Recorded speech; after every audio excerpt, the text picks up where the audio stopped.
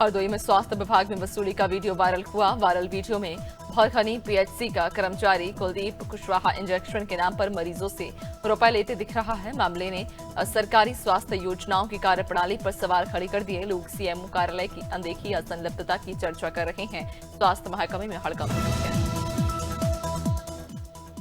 झाबुआ जिले के पिटलावद के रणजी पंचायत के जाम्बूपाड़ा गांव में जहरीली ताड़ी पीने से एक व्यक्ति की मौत हो गई, जबकि उसका काका मुकेश अस्पताल में भर्ती है। जानकारी के अनुसार घर में कार्यक्रम के दौरान दोनों ने बाजार से खरीदी ताड़ी का सेवन किया, जिसके बाद उनकी तबीयत बिगड़ गई। मृतक प्रेम मुन्ना मालीवाल का सीहोर के आस्टा में ग्राम कोठारी स्थित वीआईटी कॉलेज में छात्रों ने भोजन, पानी की गुणवत्ता और अन्य समस्याओं के विरोध में प्रदर्शन किया। विरोध के दौरान परिसर में तोड़फोड़ और आगजनी की गई, जिसमें एक बस, 2 4 पहिया वाहन, एक एम्बुलेंस, हॉस्टल की खिड़कियां और आरओ प्लांट को नुकसान पहुंचा। पुलिस और अधिकारियों ने उन्नाव में जिला कांग्रेस कार्यालय में शहर अध्यक्ष ने एसआईआर प्रणाली पर प्रेस कॉन्फ्रेंस की और राज्य सरकार पर आरोप लगाया कि जल्दबाजी में इसे लागू किया गया, जिससे आम जनता और बीएलओ फील्ड कर्मचारियों को परेशानी झेलनी पड़ रही। फारूकी ने तकनीकी त्रुटियों, गलत डेटा और बीएलओ पर दबाव का जिक्र किया और जिम्मेदारों पर कार्रवाई की मांग की। उन्नाव के दही थाना क्षेत्र अंतर्गत रायपुर बुजुर्ग में मामूली विवाद के दौरान गोली चलने से हड़कंप मच गया। 35 वर्षीय भूला सिंह को सिर में गोली लगी। घायल को जिला अस्पताल लाकर प्राथमिक इलाज के बाद कानपुर रेफर किया गया। पुलिस अधीक्षक सहित अधिकारी अस्पताल पहुंचे और घटना की बारीकी से जांच शुरू की। मुस्कान अभियान के तहत पुलिस ने बालक बालिकाओं को समाज में हो रहे अपराध के बारे में समझाइश देकर जागरूक किया। हाथों में जागरूकता के लिए संदेश वाली तख्तियां लेकर रैलियां निकाली। 2 दर्जन से ज्यादा स्कूलों में बालक बालिकाओं को आत्मरक्षा और साइबर सुरक्षा की जानकारी दी। एसडीओपी ने विद्यार्थियों के साथ संवाद कर उनकी जिज्ञासाओं का समाधान किया। गोवर्धन में कबाड़ा बीनने वाला व्यक्ति चाकू से बच्चों को डराता नजर आया। कबाड़ा बीनने वाले कभी भी किसी को बड़ी घटना को अंजाम दे सकते हैं। बिना आइडेंटिटी कार्ड के बेखौफ घूमते क्षेत्र में कभी अपने आप को बिहार का, कभी बंगाल का बताते हैं। रहवासियों की शिकायत पर पुलिस ने उसे गिरफ्तार किया। उन्नाव में आसीवन थाना क्षेत्र के कोरेमऊ गांव में देर शाम बीडीसी अनीता के पति अरविंद रैदास पर धारदार हथियार से हमला हुआ, जिसमें उसकी मौत हो गई। आरोपी रामनिवास बड़ई ने विवाद के बाद कई वार किए। ग्रामीणों ने घायल अरविंद को मियांगंज सीएससी पहुंचाया, जहां उन्हें मृत घोषित किया गया। पुलिस ने मौके पर आरोपी की तलाश शुरू कर दी। बस्ती के हरैया नगर पंचायत क्षेत्र में रवि गुप्ता की बेरहमी से हत्या कर दी गई। आरोपी लाठी डंडा और ईंट से हमला करने के बाद मौके से फरार हो गया। हत्या की बेवजह पुराने मुकदमे और बेटे की आज न्यायालय में गवाही बताई जा रही। पुलिस और फॉरेंसिक टीम ने मौके पर पहुंचकर जांच शुरू कर दी और आरोपियों की जल्द गिरफ्तारी का दावा किया।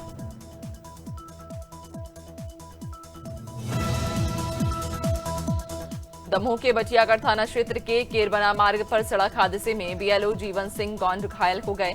हादसे की खबर मिलते ही तहसीलदार मौके पर पहुंचे और उन्हें निजी एम्बुलेंस से जिला अस्पताल दमोह पहुंचाया गया। बताया जा रहा कि बीएलओ जीवन सिंह आलमपुर से कार्य कर लौट रहे थे, तभी उनकी बाइक अनियंत्रित होकर हादसे का शिकार हो गई।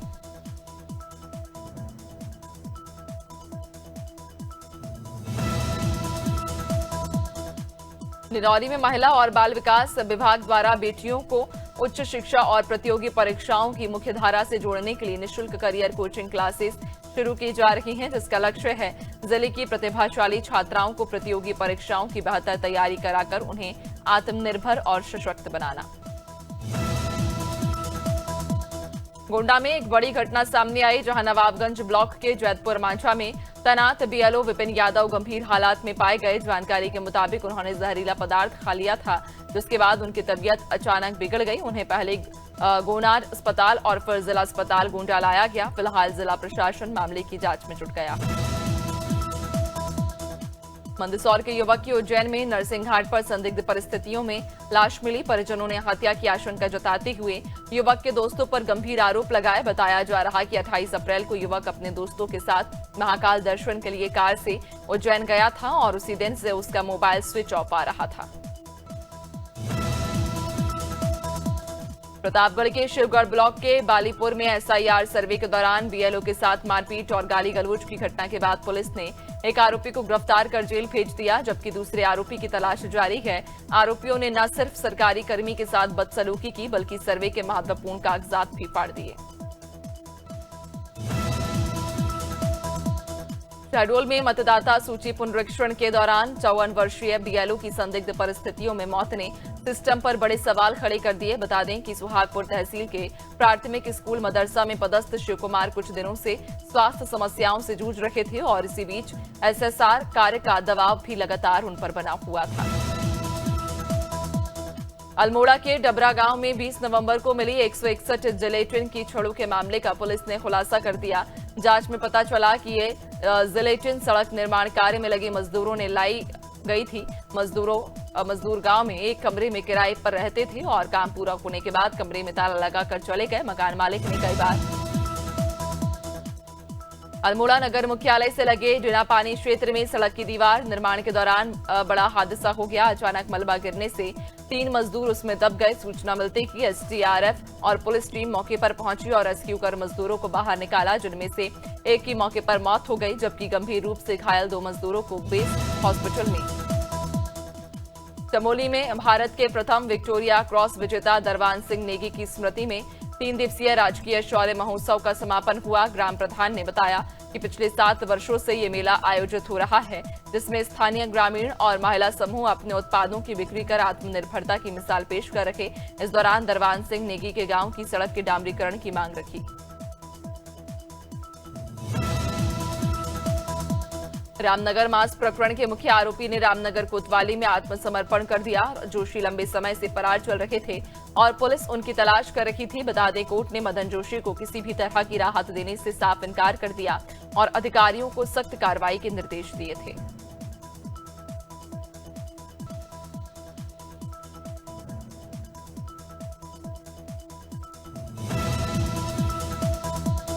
कांकेर के पखांजूर में धान पंजीयन की धीमी प्रक्रिया और तकनीकी अव्यवस्था के कारण किसानों में भारी आक्रोश।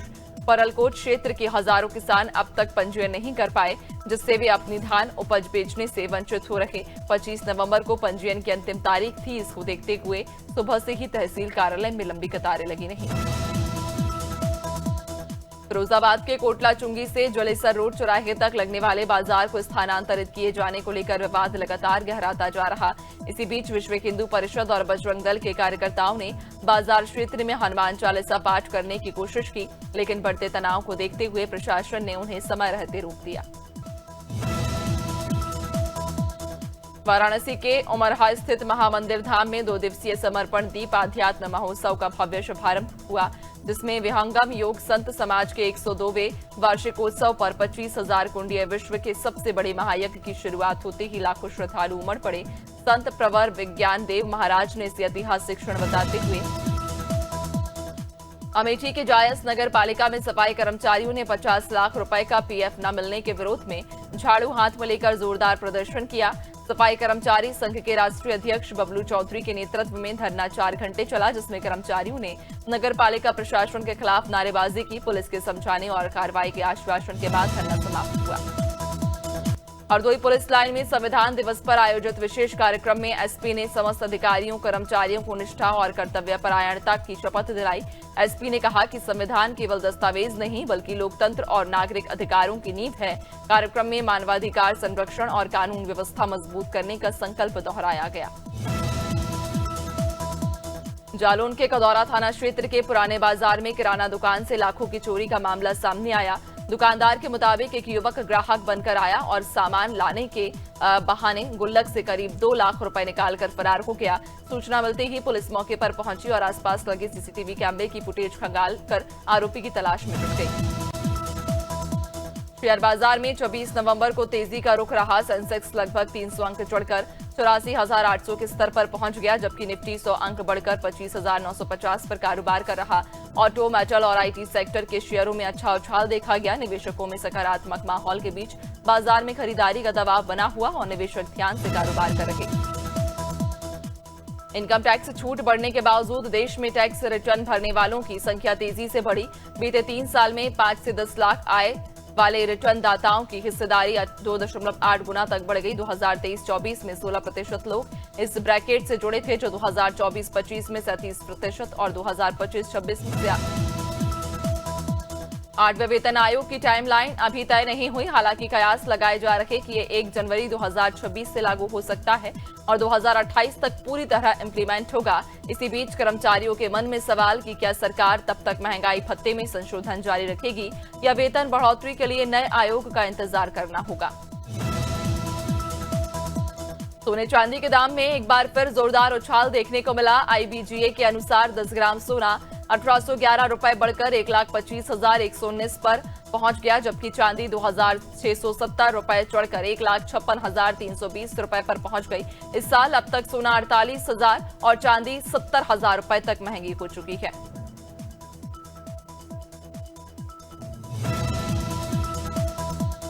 गूगल का नया AI मॉडल नैनो बनाना प्रो विवादों में है, क्योंकि इससे फर्जी आधार और पैन कार्ड तैयार किए जा रहे। रिपोर्ट्स के मुताबिक ये मॉडल बिना चेतावनी दिए फोटो, नाम और नकली ID नंबरों के साथ रियलिस्टिक डॉक्यूमेंट जनरेट कर देता है। इससे प्राइवेसी, साइबर फ्रॉड और डेटा सुरक्षा को बड़ा खतरा पैदा हो रहा है, जिससे गूगल की सेफ्टी गाइडलाइंस पर सवाल उठ रहे।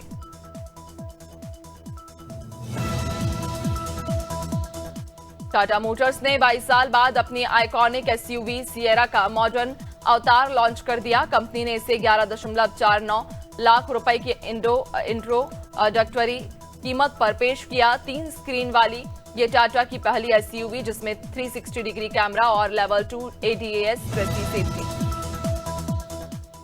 भारत का रूस से तेल आयात दिसंबर में 3 साल के लिए निचले स्तर पर आ सकता है। मौजूदा 18 लाख बैरल प्रतिदिन की खरीद घटकर 6 से 6.5 लाख BPT रह सकती है। अमेरिकी, यूरोपीय और ब्रिटिश प्रतिबंधों से बचने के लिए भारतीय रिफाइनरियों ने रूसी कच्चे तेल की खरीदी तेजी से कम कर दी। इसे लेकर ऊर्जा WPL के चौथे सीजन का मेगा ऑक्शन 27 नवंबर को नई दिल्ली में दोपहर 3:30 बजे शुरू होगा। 277 खिलाड़ियों पर बोली लगेगी, जबकि 5 टीमों में सिर्फ 73 स्लॉट खाली।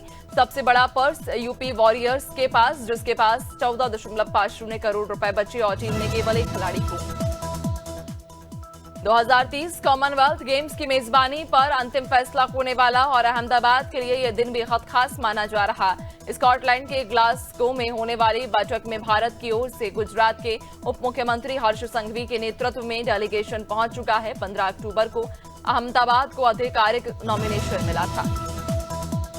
ICC ने T20 वर्ल्ड कप 2024 का शेड्यूल जारी किया, जिसमें भारत पाकिस्तान का हाई वोल्टेज मुकाबला 15 फरवरी को कोलंबो में तय हुआ। भारत श्रीलंका के 8 वेन्यू पर 29 दिनों में 55 मैच खेले जाएंगे। टूर्नामेंट 7 फरवरी को पाकिस्तान नीदरलैंड मैच से शुरू होगा। भारत पहला मैच अमेरिका से खेलेगा और फाइनल अहमदाबाद के।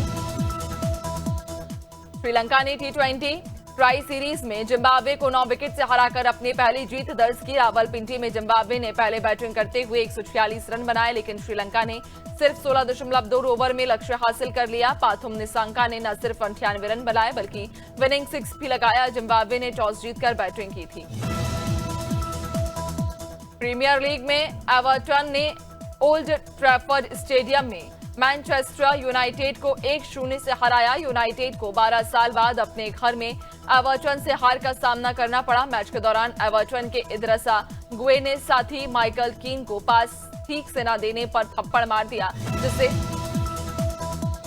भारतीय महिला क्रिकेट टीम की वाइस कैप्टन स्मृति मंधाना और इंदौर के पलाश मुछाल की शादी 23 नवंबर को सांगली में होनी थी, लेकिन स्मृति के पिता की खराब तबीयत के कारण ये शादी स्थगित कर दी गई। पलाश की बहन और सिंगर पलक मुछाल को मुंबई के SRV हॉस्पिटल के बाहर देखा गया। पलक ने इंस्टाग्राम पर बताया कि शादी रुकी और दोनों इमोशनल स्ट्रेस में हैं।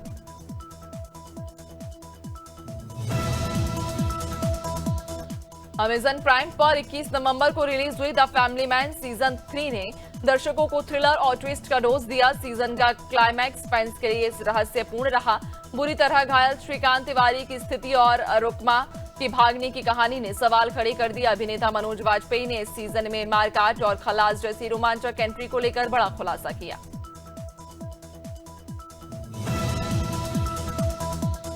बॉक्स ऑफिस पर अजय देवगन की फिल्म दे दे प्यार दे 2 ने 12वें दिन भी शानदार कमाई जारी रखी। फिल्म ने रिलीज के दूसरे सप्ताह में मस्ती 4 और 120 बहादुर को पीछे छोड़ दिया। शुक्रवार तक 4 बजे तक फिल्म ने अकेले बॉक्स ऑफिस पर 64 लाख रुपए की कमाई की थी और अब तक की इसकी कुल कमाई 63.84 करोड़ रुपए है।